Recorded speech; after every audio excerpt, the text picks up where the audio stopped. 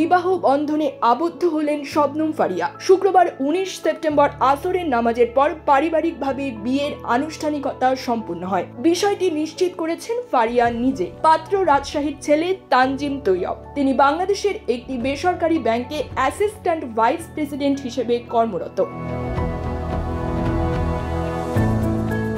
শবনম ফারিয়া বলেন, ঢাকার অদূরে মাদানী অ্যাভিনিউতে অবস্থিত মসজিদ আল মুস্তাফায় নিকট আত্মীয় ও ঘনিষ্ঠ বন্ধুদের উপস্থিতিতে তাদের বিয়ে সম্পন্ন হয়। তবে বিয়ের সিদ্ধান্তটি হঠাৎ হওয়ায় তার একমাত্র ননদ অনুষ্ঠানে উপস্থিত থাকতে পারেননি। তিনি বলেন, বিয়ে নিয়ে আমার অনুভূতি বরাবরই জটিল, আতঙ্কের চেয়ে কিছু কম নয়। বিবাহ বিষয়ক বিভিন্ন জটিল ও ব্যক্তিগত অভিজ্ঞতার মধ্য দিয়ে যাওয়ার পর মনে করেছিলাম এই অধ্যায় হয়তো আমার জীবনে আর আসবে না। তবে সময়ের প্রবাহে এবং পরিবারের আকস্মিক সিদ্ধান্তে এই পরিণয়। লন্ডনে এত বড় মাছ, ওয়াও!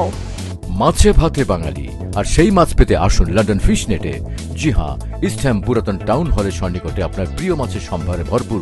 আসুন, দেখুন, বাজার করুন ছোট বড় সব ধরনের মাছ। জীবনের নতুন যাত্রার জন্য সবার দোয়া ও শুভ কামনা চেয়ে তিনি বলেন, ভবিষ্যতে সহকর্মী, আত্মীয় স্বজন ও ঘনিষ্ঠ জনদের নিয়ে একটি বিয়ে পরবর্তী সংবর্ধনা অনুষ্ঠানের আয়োজন করার পরিকল্পনা রয়েছে।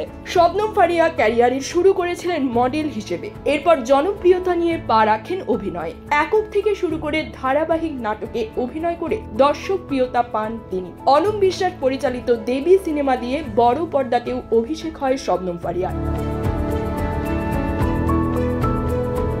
এর আগে ভালোবেসে হারুনুর রশিদ অপুকে বিয়ে করেছিলেন শবনম ফারিয়া। 2019 সালের ফেব্রুয়ারিতে বিয়ের পর তাদের সংসার টিকেছিল 1 বছর 9 মাস। এরপর তারা বিবাহ বিচ্ছেদের পথে হাঁটেন।